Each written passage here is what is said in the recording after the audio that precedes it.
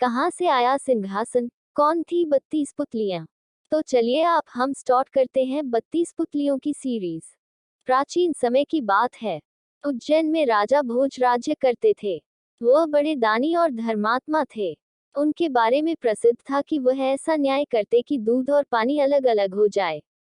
नगरी में एक किसान का एक खेत था, जिसमें उसने कई साग सब्जी लगा रखी थी। एक बार की बात है कि खेत में बड़ी अच्छी फसल हुई। पूरी जमीन पर तो खूब तरकारियां आईं, लेकिन खेत के बीचों बीच थोड़ी सी जमीन खाली रह गई। हालांकि किसान ने उस जमीन पर भी बीज डाले थे, लेकिन वहां कुछ नहीं उगा। किसान ने वहां खेत की रखवाली के लिए एक मचान बना लिया। जब भी किसान मचान पर चढ़ता अपने आप चिल्लाने लगता, कोई है, राजा भोज को पकड़ लाओ और सजा दो, मेरा राज्य उससे ले लो, जाओ, जल्दी जाओ। सारी नगरी में यह बात आग की तरह फैल गई और राजा भोज के कानों में पहुंची। राजा ने कहा, मुझे उस खेत पर ले चलो, मैं सारी बातें अपनी आंखों से देखना और कानों से सुनना चाहता हूँ। राजा भोज जब उस जगह पहुंचे तो उन्होंने भी वही देखा कि किसान मचान पर खड़ा है और कह रहा है, राजा भोज को फौरन पकड़ लाओ और मेरा राज्य उससे ले लो। यह सुनकर राजा चिंतित हो गए। चुपचाप महल में लौट आए। उन्हें रात भर नींद नहीं आई।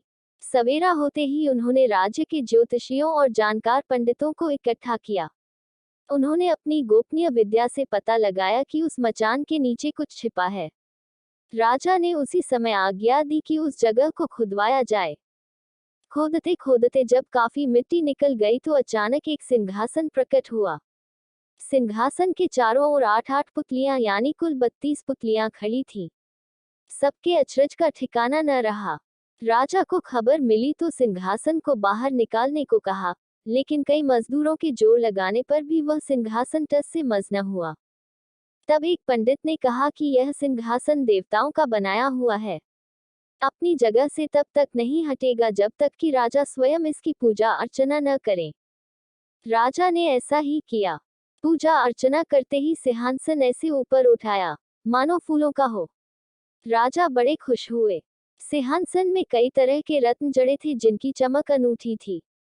सिंहासन के चारों ओर 32 पुतलियां बनी थी। उनके हाथ में कमल का एक एक फूल था। राजा ने हुक्म दिया कि खजाने से रुपया लेकर सिंहासन दुरुस्त करवाएं। सिंहासन सुंदर होने में 5 महीने लगे। अब सिंहासन दमक उठा था। जो भी देखता देखता ही रह जाता।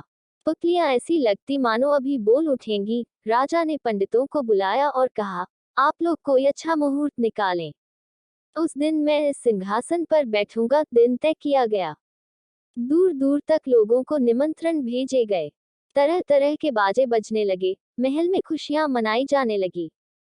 पूजा के बाद जैसे ही राजा ने अपना दाहिना पैर बढ़ाकर सिंहासन पर रखना चाहा कि सारी पुतलियां खिलखिलाकर हंस पड़ी। लोगों को बड़ा अचंभा हुआ कि यह बेजान पुतलियां कैसे हंस पड़ी। राजा ने अपना पैर खींच लिया और पुतलियों से पूछा, ओ सुंदर पुतलियों, सच सच बताओ कि तुम क्यों हंसी? पहली पुतली का नाम था रत्नमंजरी। राजा की बात सुनकर वह बोली, राजन, आप बड़े तेजस्वी हैं, धनी हैं, बलवान हैं, लेकिन इन सब बातों का आपको घमंड भी है। जिस राजा का यह सिंहासन है, वह दानी, वीर और धनी होते हुए भी विनम्र थे, परम दयालु थे। राजा बड़े नाराज हुए। पुतली ने समझाया, महाराज, यह सिंहासन परम प्रतापी और ज्ञानी राजा विक्रमादित्य का है। राजा बोले, मैं कैसे मानूं कि राजा विक्रमादित्य मुझसे ज्यादा गुणी और पराक्रमी थे? पुतली ने कहा, ठीक है, मैं तुम्हें राजा विक्रमादित्य की एक कहानी सुनाती हूँ। सिंहासन 32 की पहली पुतली रत्नमंजरी ने सुनाए एक कहानी सुनेंगे नेक्स्ट वीडियो में। प्लीज चैनल को सब्सक्राइब करना मत भूलना और बेल आइकन के बटन को दबा देना जिससे कि हमारी सारी वीडियोस और कहानियां आपको मिलती रहे। Thank you.